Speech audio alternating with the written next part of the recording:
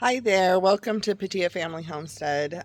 This is editing Jennifer. I have a whole video that I recorded almost a month ago now that you're about to see, but it is about building these green stalks, and these are up a little bit. GreenStalk is actually having a sale right now, and so I wanted to show you, tell you about that sale, and then show you some of these accessories that I have in place that you're not going to see in this video. I have these support brackets in for the peppers. We have trellis things in here for peas. And then I'm also using the support brackets for netting. So this is a sneak peek of a different video. But I wanted to make sure that you were aware that GreenStalk is having this sale, and I'll have a link down in the description below. This is their best sale of the year, so make sure that you get in on it now if this is what you want to garden in. Now let's enjoy the video and watch me build this, what soil I'm using, and all of that good stuff.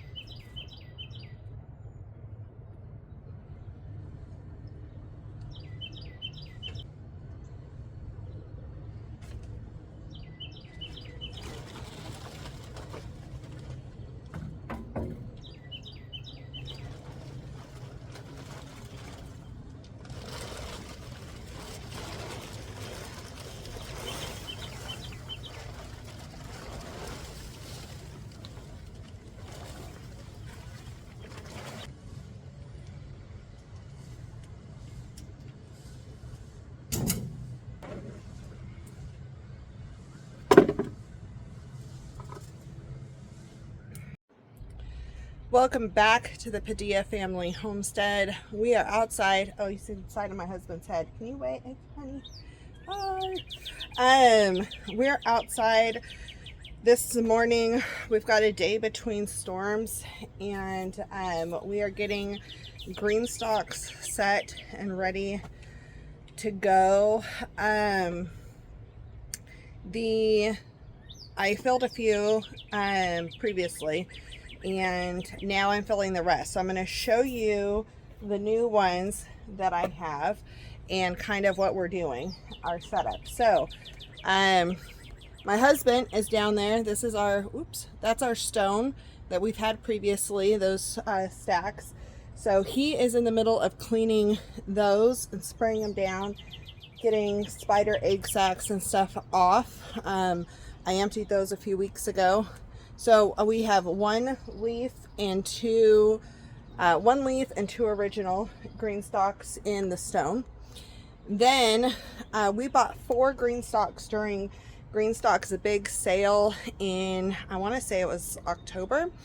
And this basket weave leaf one, I was super excited about. If I could have gotten all of them in this, I would have. I love this color. It's called peppercorn. And it is this moody deep gray, and I think it goes well with the stone. And then the other ones, we got 2 of these in the leaf, and then the other thing we got, which we're still building down here, is we got 2 originals in the maple. So this wasn't my first choice in color, but it was a great price point. It was one of the deeper sales. And it was neutral because I wanted something to go with. The stone is very neutral, and so the grays are neutral, the maple's neutral, and the stone is neutral. So it kind of works together. I'm excited to see how these work all together. We're putting all 7 on this patio this year, and so I'm gonna pop in a clip of me filling these up. So basically I have something called the Magnificent 7, I believe is what it's called. You buy 5 bags of the cotton burr compost, 1 huge bag of the Canadian sphagnum peat moss, and then a large bag of vermiculite. And you mix this together, and this is what one of the Nurseries here sells, and it worked really well for me last year. I used it in my tubs, and so my GreenStalk dirt was a few years old, a couple years old, and it was I had some things that were very root bound in it, and so it was time to switch that dirt out. And so I used the GreenStalk dirt down to plant our onions. I put cardboard and then that dirt down here to plant the onions in, and they are doing great. So this is what's working for us this year. We also have fenced in our area because we have a shared backyard. We live right now in the city of Rogers, and so we're in a duplex, and so 4 houses, 4 sides of the duplexes share this backyard, and we have neighbors that have dogs. Recording has been a little difficult because you never know when dogs are going to pop out, or kids, but it's working. We're making it happen. I'm getting back in the groove of things, but this fence is to help be able to keep the veggies all intact and ready to go. So our patio set is going into the garage, and our Blackstone griddle is in the garage, and then we can barbecue out front and keep this for garden space is our plan. All right, so I'm going to show you putting together this dirt, filling some of the green stalks, and we'll be back. Okay, so like I said, we get this mixture from a local nursery here. It's actually Rockwell Nursery off of Hudson in Rogers. And it is about $150 for one of these setups. You can use it in raised beds, in ground. You can put it in containers, all kinds of things. I learned about this the first year we were here. I wasn't able to buy it that first year. Last year, I ended up getting one set to help with the large pots that we have. And then this year I got 2 sets for filling the green stalks. Since these come in individual bags, you have to kind of get the mixture right. My first one probably wasn't as light as it should have been, but after that I kind of got the hang of it. And so what I do is I put one bag of that cotton burr compost, and then I'm trying to do about 1/5 of the bag of peat moss.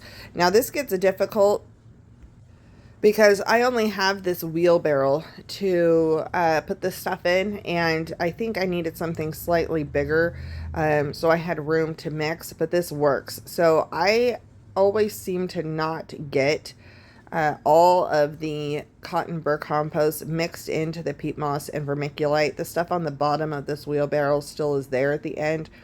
And so once I mix this and get it wet, then I will load it up into a container. When I get about 2/3 of the way down, I'll add a couple more scoops of peat moss, a little bit more vermiculite, mix again, and wet it down. When you're planting in containers, you do not want to plant with heavy garden soil because it will actually be too heavy for these containers and the roots won't go well. It just doesn't work well. You need light, fluffy soil that still has nutrients. So that's why mixing the peat moss with the compost is a really good idea. This soil is also extremely dry. I wanted it dry because it makes the bags lighter for me to lift, and so that's why we tarped it and covered over it. But it makes it not mildew or do crazy things when you're storing it. So for me, starting that way was good. Plus, that's how you buy it. But you really need to get this moistened up before you put it into the containers. You will end up seeing, and I don't know how much I actually show, how long I put water in here, but I put like a lot of water thinking, oh no, I'm going to drown this out. And then I realized as soon as I flipped it that it's still dry all the way through the center and the bottom. And that is not good, because as soon as you start watering these containers, your top will be wet, but your insides will still be bone dry. And so you want to get this mixture wet. You want it to have moisture all the way through. That way, you don't end up with extremely dry soil 2 inches down and your plants are dying even though you think you're watering them. And that goes for any soil you're going to put in the green stalks, really. If it's super dry and a super high peat moss content, you really want to make sure you are wetting it down. And we do that with seed starting mixes. We're going to do that the same here. Now, you don't have to buy separate bags like this and mix it. This is a strenuous activity. You're going to see I'm start to turn very red here. I have blood pressure issues. I have rosacea. I turn red as soon as the blood starts to flow. And I did get a little bit sunburnt, but that is not a horrific sunburn. It's just because this is taking a lot of effort, and I did this actually for quite a few hours this day. But you can buy good potting soil and go from there. It's up to you to do your research. Every location has different resources available. I found a soil I really liked out in California. We can't buy that here. Different locations will have access to different things. You could make your own compost and mix that with peat moss and vermiculite and make that happen and have something good for your containers. You can just get bagged stuff. I've heard great things about Fox Farm. You can get that pretty locally. It's also pretty expensive per bag, and so that's something you really want to look at. We were building a lot of green stalks. This is the most green stalks I've ever built. It's the most I've ever had.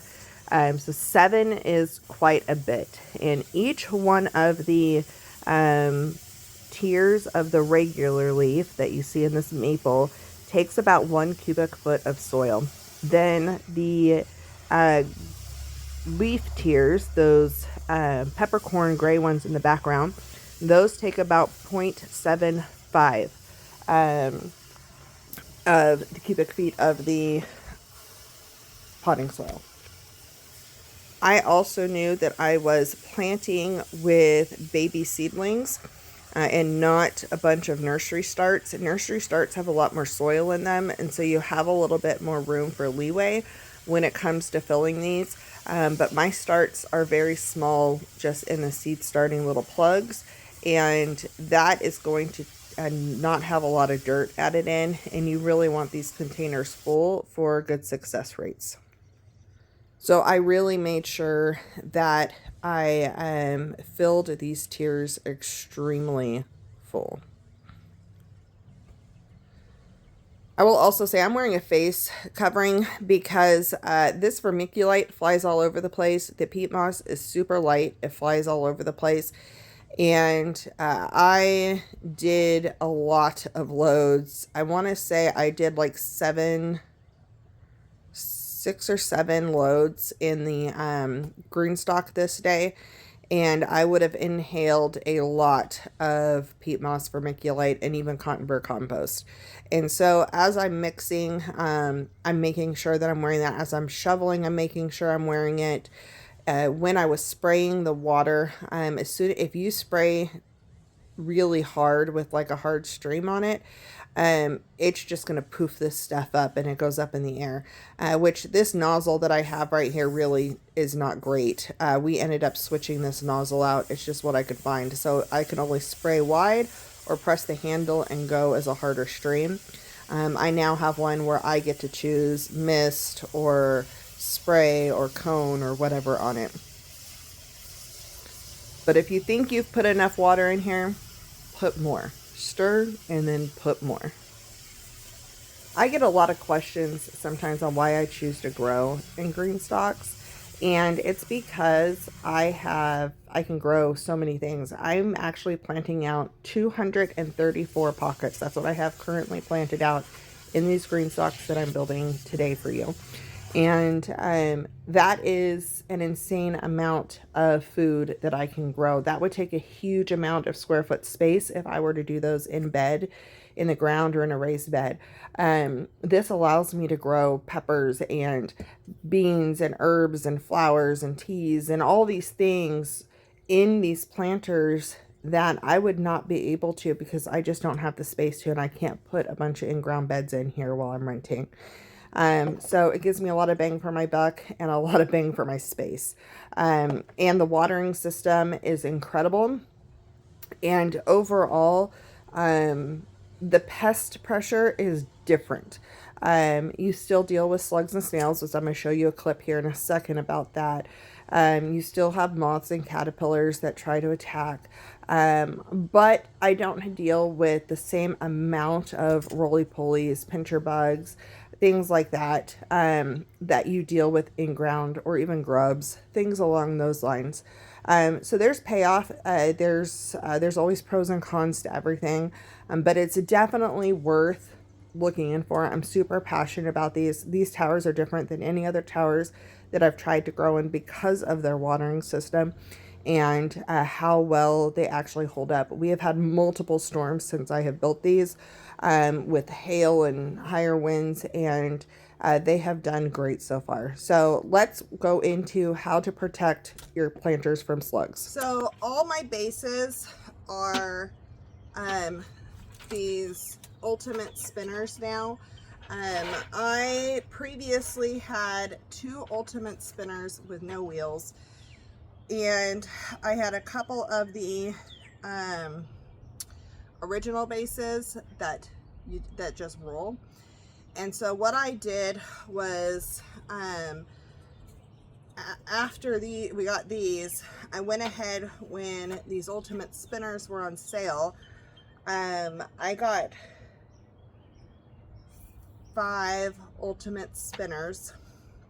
So I had one for each of my 4 new ones and one additional to cover the other one that we had, and then 1 extra set of wheels, because then I could take wheels off of one of the other sets. I gave a set with wheels to my friend, and so not the ultimate spinner, the other type of base.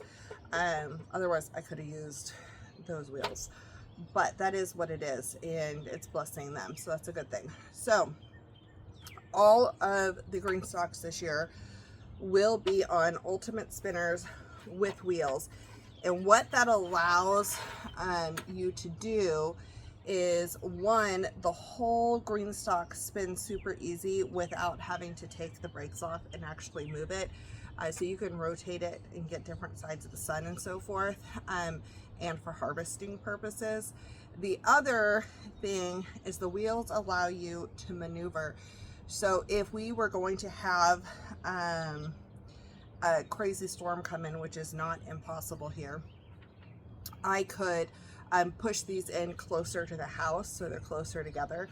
The other thing I could do is downstack. I've done that in the past. Throughout all the storms we had last year, I did not need to downstack these GreenStalks once, but they were against towards this fence. And this year there are going to be some that are out freestanding. So, not to digress, but back to the spinning bases. So something I learned in California that I will not let go of is I hate snails and slugs in my garden. They will decimate things super fast. So one of the easiest things I can do to help myself out from even dealing with those in GreenStalks, because they will go into GreenStalks, is to try to stop them from getting into the GreenStalk in the first place. And there is something about the chemical makeup of the slime on a slug, when it touches copper, and it gives them a little jolt. It's very interesting. So what I got was this 1/2 inch copper tape, and it's super thin. I'll be able to tear it with my hand, but I'm gonna spin this around the base, and I'm doing it around the top rim that spins, because the bottom rim has a spot for the water hose, the spout to come out of for drainage, and I want to make sure I don't clog that. So I'm just putting this copper tape around this. And even though we don't have a huge slugger snail problem here like I did in California, if I'm setting these up, I might as well set them up right in the first place and not wish I would have done this after it's all dirty. So it's got the nice little copper band, and then you have 6 spots for wheels here, and what I do is I pop in every other one. There's 3 with brakes and 3 without, so I will put a brake in every other one and a non-brake in every other one. So I make sure all the brakes are off except for one while I'm building. That way I know which side, because once I have it in place, then I want to have the brakes on. But if I don't have it in place, then I don't want brakes on. Oh, come on, pop in. So I don't have a brake. You can't see what I'm doing here. Right. I don't know if I can do it at this angle. Oh yeah, I can. All right. So this just has the brake tabs, so they're popped up, so they're not locked. Pop my brakes in all the way. This is where you can put the clear rubber hose that comes with to help pull drainage away.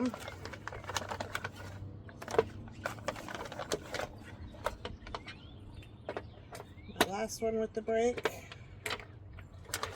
and then my one without. So now it will roll and it will spin. I'm a happy camper.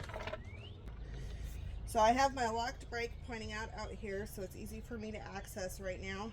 And then we could stop these, stack these. One thing I will say is this little contraption is brand new. They just released them this year, and I love them. They're little carrot stoppers, and basically it allows you to fill this without dirt falling through. And what's great about that is, one, you're not going to lose soil on the ground, which I've lost a lot of soil on the ground from shoveling, but you're not going to lose soil on the ground the same way, and it's not going to get stuck inside of this where it's going to clog up your watering trays. So I really liked these, plus they can cross as putting your seeds in, dibbers for putting your seeds in. Alright, so when you're building these little watering trays are what's in the center of each one of these tiers, except for the top one, and they have these little tiny little holes. And so you have 6 holes, 6 spots on here, and so we want to make sure that we point that towards the center.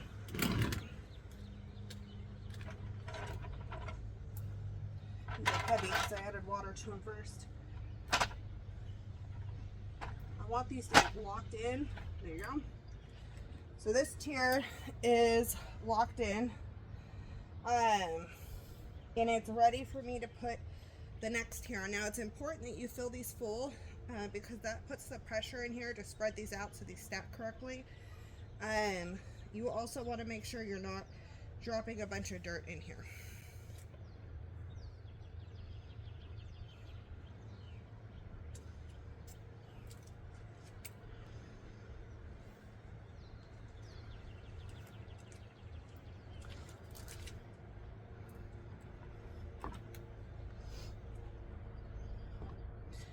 You're going to line up your pockets here.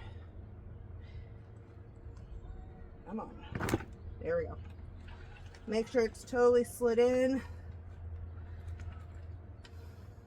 Yep. I'm going to wipe this down. Take out my little carrot. Put in a watering tray.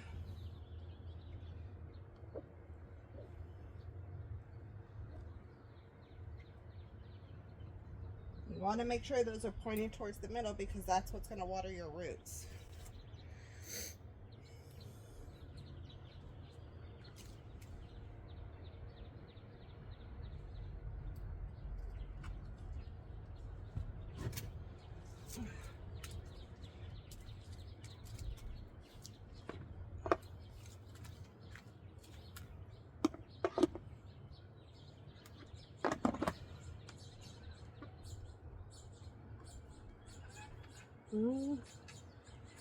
Don't think I'm totally latched in.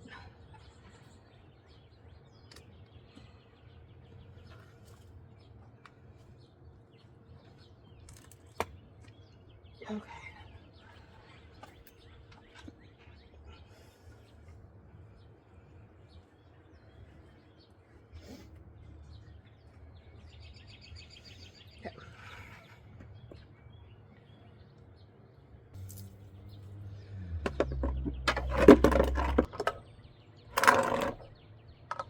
I'm going to fill my last 2 tiers for this.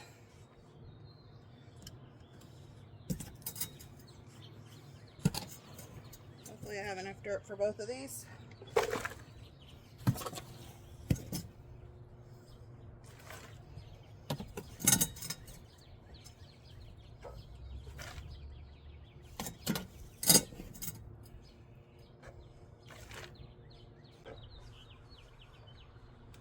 I'm going to come in and put pressure in and fill these pockets.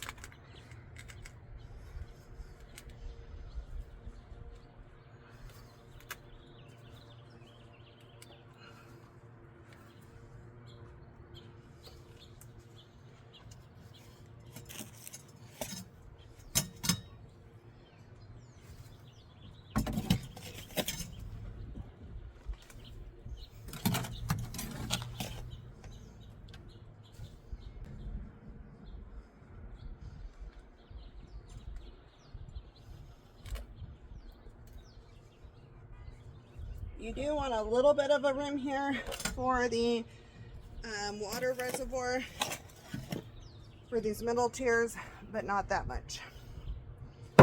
So we'll fill this in.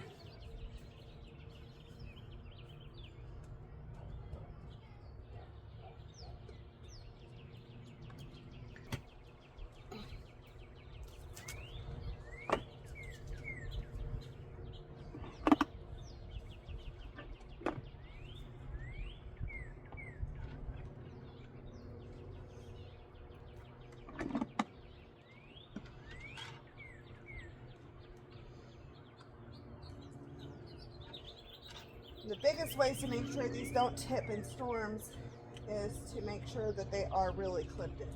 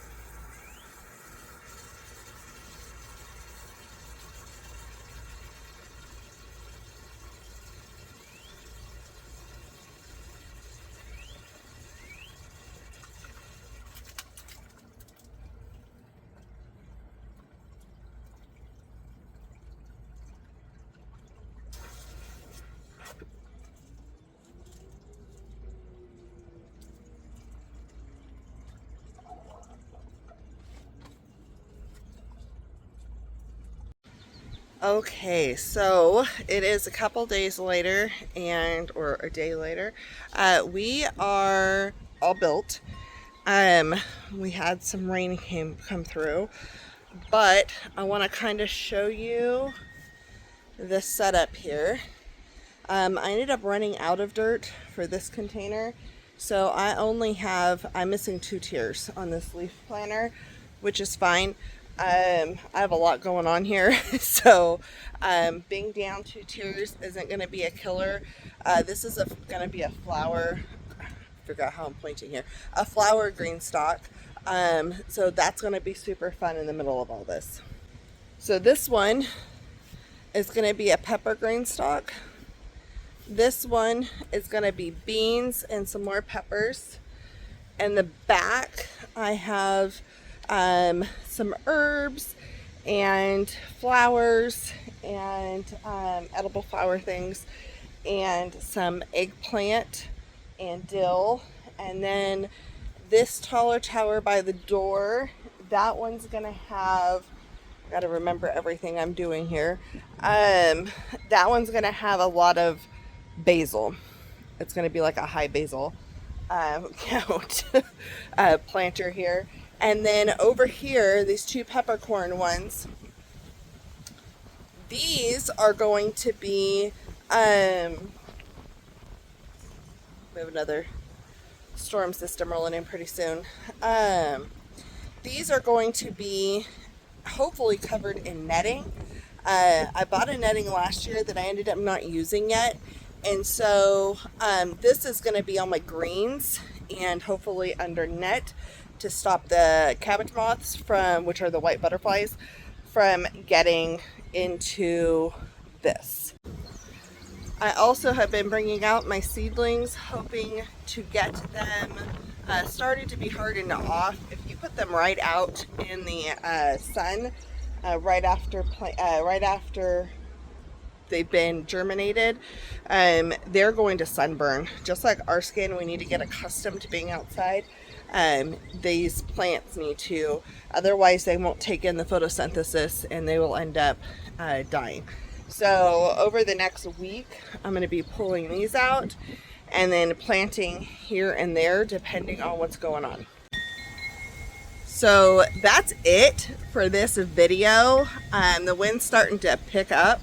I just wanted to make sure I showed you the completed process for these GreenStalk towers. I will go into depth into what I am planting into each one at a later time, varieties and all of that stuff, and what I am trying. Some of my seeds did not pop up, so I'm hoping that I can find a couple of varieties out and about in farmers markets and things like that. But I am super excited about this space. I do have a spot in this corner where I can put a chair out and sit, but yeah, I'm really excited, and I'm excited this is all finally up and ready to go, and I just got to lock everything in place. We'll see you back here for our next video. And hopefully I'll be going over building something or putting in some of these GreenStalk accessories, planning some stuff out, and some varieties.